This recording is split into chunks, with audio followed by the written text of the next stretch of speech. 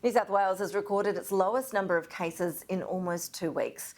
Danica De Giorgio is in Sydney. Danica, we heard from New South Wales Health today, not the Premier. They were saying it's really too early to tell, though, just yet as to whether or not that really means that the curve has flattened.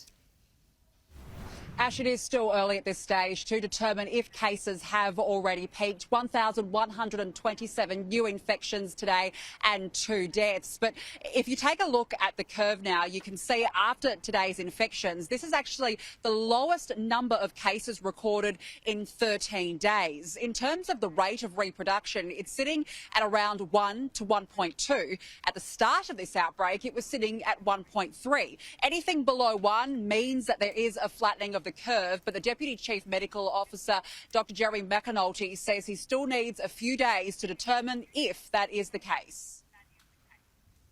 It's too early to know if we're flattening the curve, but we're seeing pleasingly so far that cases haven't been increasing as fast as they have been, but there may be an effect of the weekend.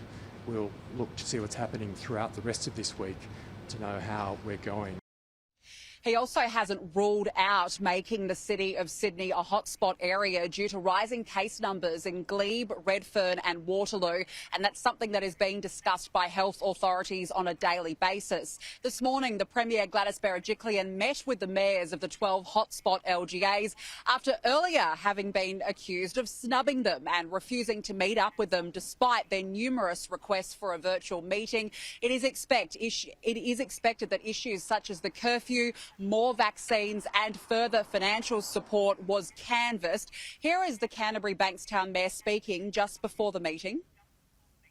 We want to convey the thoughts and the emails and the constituents, I guess frustration that they've been feeling over the past 10 weeks. We want to see an end to this curfew. That's one of the main things I'll be discussing, along with making sure that when we do come out of lockdown, that we're treated the same as everyone else and that we're given the same freedoms at the same time. Gladys Berejiklian, though, is now under pressure from within her own government to release these hotspot areas from harsher restrictions. The call is coming from the Police Minister, David Elliott, as well as the member for Seven Hills. They want to see suburbs classified as hotspots, not LGAs, simply because, Ash, if you look at Seven Hills, for example, well, that area is classified under 3 LGAs, and it will be particularly of importance as restrictions do ease once we do reach 70 to 80% fully vaccinated.